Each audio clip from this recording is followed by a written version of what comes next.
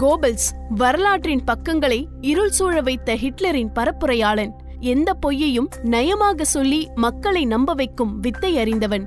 ஒரு கருத்தியலை மெல்ல மெல்ல மக்களிடம் திணித்து அதை பொது கருத்தாக்கி அந்த கருத்தை சுற்றியே மக்களை உரையாட வைப்பவன். பெரும் தந்திரக்காரன். அவன் பிரச்சாரத்துக்காக 19 யுக்திகளை வகுத்து சென்றான். அதை அப்படியே சுவீகரித்துக் கொண்டு அதிமுக பொதுச் செயலாளராக நியமிக்கப்பட்டிருக்கும் சசிகலா மிக தந்திரமாக காய்களை கட்சிக்கு உள்ளேயும் வெளியேயும் நகர்த்தி கொண்டிருக்கிறார். பிரச்சாரத்திற்கு கோபல்ஸின் யுக்திகளும் சசிகலாவின் நகர்வுகளும். கோபல்ஸ் வகுத்த சில பிரச்சார யுக்திகளை இங்கே நான் பகிர்கிறேன்.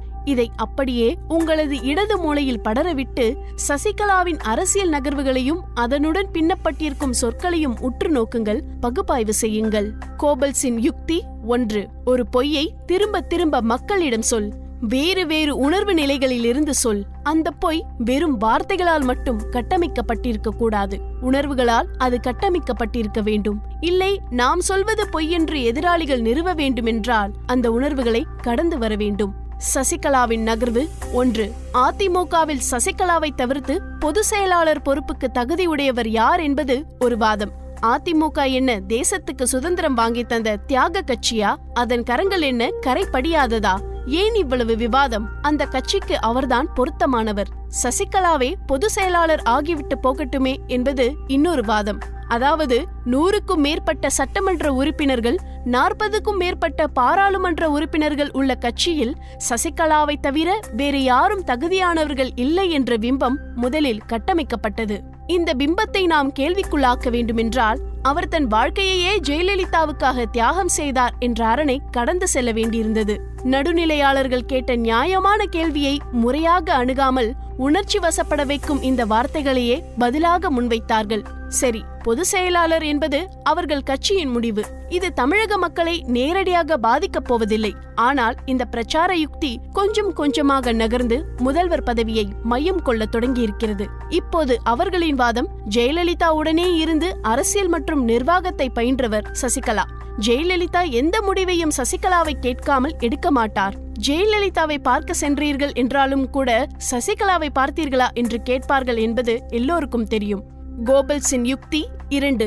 நாம் விரும்பும் கருத்து மரியாதைக்குரிய நபர்கள் மூலம் சொல்லப்படுபவை. அந்த மரியாதை பொய்க்கு அரணாக நிற்கும்.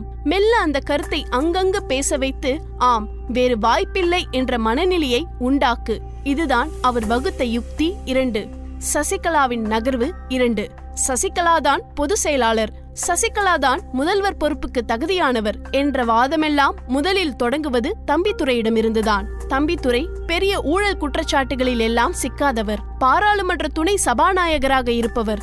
அவரிடம் இருந்து தொடங்கும் வாதத்தை ஒன்றன் பின் ஒருவராக வழிமொழிய தொடங்குகிறார்கள். இறுதியில் ஆம், வேறு வழியில்லை என்ற மனநிலையில் கொண்டு வந்து நிறுத்துகிறார்கள். கோபல்ஸ் வகுத்த யுக்தி 3. சரியான நேரத்தில் காய்களை நகர்த்து. சசிகலாவின் நகர்வு 3. எம்ஜிஆர் இறந்த சில தினங்களில் ஜெயலலிதா நடராஜனிடம் சொன்னாராம், நான் முதல்வராக வேண்டும் என்று. அதற்கு நடராஜன், எதையும் எடுத்தோம் கவிழ்த்தோம் என்று செய்ய முடியாது. ஆட்சியை எப்போது வேண்டுமானாலும் கைப்பற்றிக் கொள்ளலாம். முதலில் கட்சியை கைப்பற்ற வேண்டும். கட்சி கட்டுக்குள் வந்தால் ஆட்சியும் வரும் என்றாராம். வரலாறு மீண்டும் மீண்டும் நிகழ்கிறது. சசிகலா அவசரப்படவில்லை. முதலில் கட்சியை கட்டுக்குள் கொண்டு வந்தார். இப்போது நேரம் கனிந்து விட்டது. அதனால் தம்பிதுரை சொல்கிறார், கட்சியும் ஆட்சியும் வெவ்வேறு மனிதர்கள் கையில் இருப்பது மாநிலத்துக்கு நல்லதல்ல என்று. இருளிலிருந்து பேரிருளுக்கு. ஒப்பீட்டெல்லாம் சரிதான். இது அனைத்து கட்சிகளுக்கும் பொருந்தும் தானே? சசிகலாவுக்கு ஒரு வாய்ப்பு தந்தால் என்ன? நிச்சயம் இது ஜனநாயக நாடு. இந்திய அரசியலமைப்பு வகுத்த கோட்பாடின்படி வென்று வருபவர்கள் அனைவரும் ஆட்சி செய்யலாம்தான், மறுக்கவில்லை. ஆனால் அது நம்மை இருளிலிருந்து பேரிருளுக்கு அழைத்து செல்வதாக இருக்கக்கூடாது. ஜெயலலிதா மீது அனைவரும் வைத்த குற்றச்சாட்டு அவர் எதேச்சையாக செயல்படுகிறார் என்பதாகும். ஜெயலலிதா பாதையில் பயணிப்பதாக சொல்லும் சசிகலா தெளிவாக அதே வழிமுறையையே பின்பற்றுகிறார். டிசம்பர் 30ஆம் தேதி ஜெயலலிதா நினைவிடத்தை பார்த்துவிட்டு வந்து அவர் வெளியிட்ட அறிக்கையில் அவர் பெயரை தவிர வேறு யார் பெயரும் இல்லை. அந்த நிகழ்வில் தமிழக முதல்வர் ஓ பன்னீர்செல்வம் கலந்து கொண்டார் என்பதை நினைவில் கொள்க. அதே நிகழ்வின் போது அவர் சென்று திரும்புவதற்காக சென்னையின் மைய சாலையில் ஏறத்தாழ 2 மணி நேரம் போக்குவரத்து முடக்கப்பட்டிருந்தது. சசிகலா தமிழக முதல்வர் எல்லாம் இல்லை, ஒரு கட்சியின் பொதுச் செயலாளர் மட்டுமே என்பதை இப்போது நினைவில் கொள்க. இவை இரண்டும் தமிழக மக்கள் விரும்பாத ஜெயலலிதாவின் குணங்கள். ஆனால் இதைத்தான் சசிகலா முதலில் சுவீகரித்துக் கொண்டிருக்கிறார்.